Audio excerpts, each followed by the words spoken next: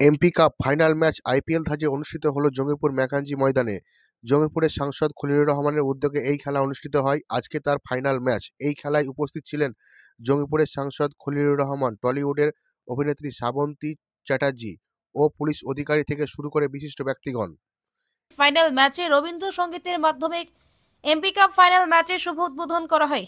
এদিনের ফাইনাল ম্যাচে উপস্থিত ছিলেন জঙ্গিপুরের সাংসদ খলিলুর রহমান মহাশয়, টলিউডের অভিনেতা শ্রাবন্তী চ্যাটার্জি, পুলিশ আধিকারিক থেকে শুরু করে বিশিষ্ট ব্যক্তিগণ।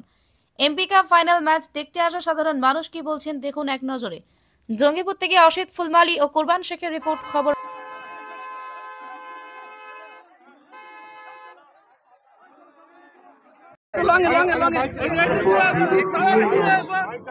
এই যে এই খেলাটা হচ্ছে আজকে জঙ্গিপুরে, তো আপনাদের কেমন লাগছে?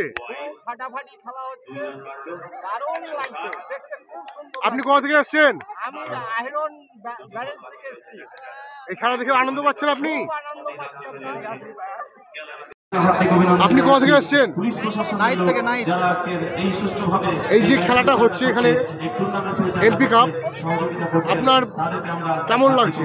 ভালো লাগছে। আপনার নাম? রুবেল শেখ। আমরা হার্দিক অভিনন্দন জানাবো।